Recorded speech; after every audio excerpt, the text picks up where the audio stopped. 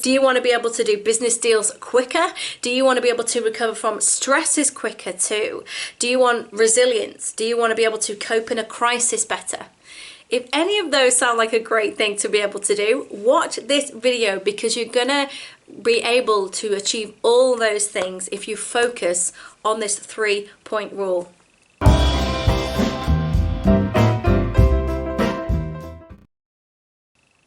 Hi, I'm Velody, and I've been presenting for over 25 years. I started very young.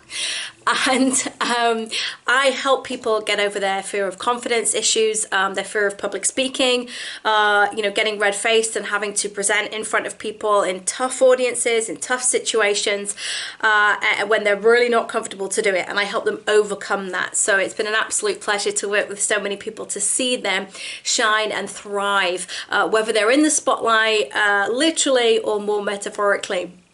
Whether they're on the spot at a networking meeting and they just need to be able to say the elevator pitch much better, or indeed if they're on a first date trying to get a second date. There's loads of things that your life will benefit from if you can speak more clearly.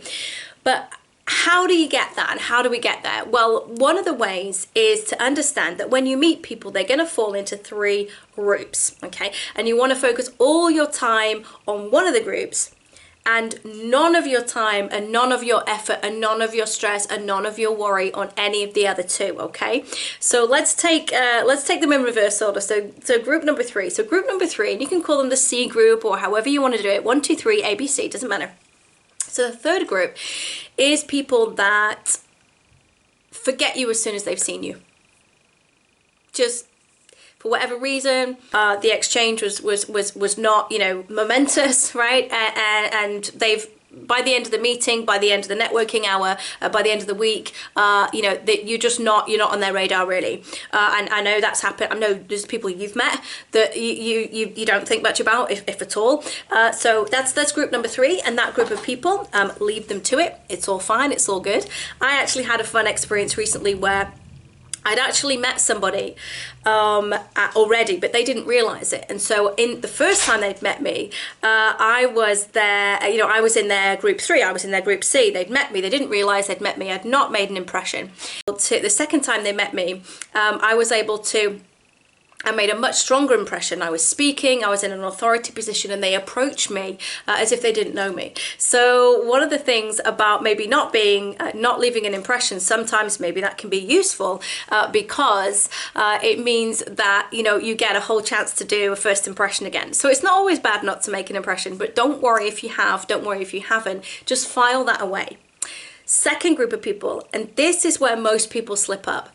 The second group of people is where they were not going to like you whatever you do.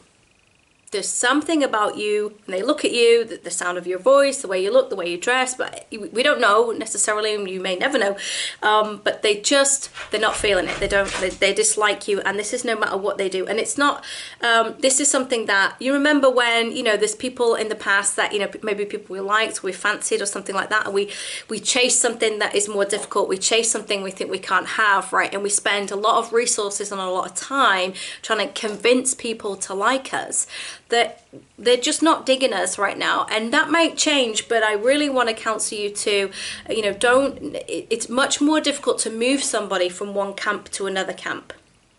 Sometimes it naturally happens. Like I say, the person that met me didn't know they'd met me, and then when they did meet me, they filed me in the good camp. So, which brings us to group number 1, or A, and these are the people that you want to spend all your time, all your focus, you want to double down with all of these people. And these are the people that when they meet you, they love you no matter what you do. They just love you. They just feel with positivity when they meet you, when they see you, something about your message, something about the way you look, something about usually the way you make them feel. Dad's favorite poem, if you can keep your head while all others around you are losing theirs, you know, that's the name of the game. So thank you so much for watching. Do give a like on this video, please. I very much appreciate it. Also, if you found this of value, I would be so grateful if you would share it.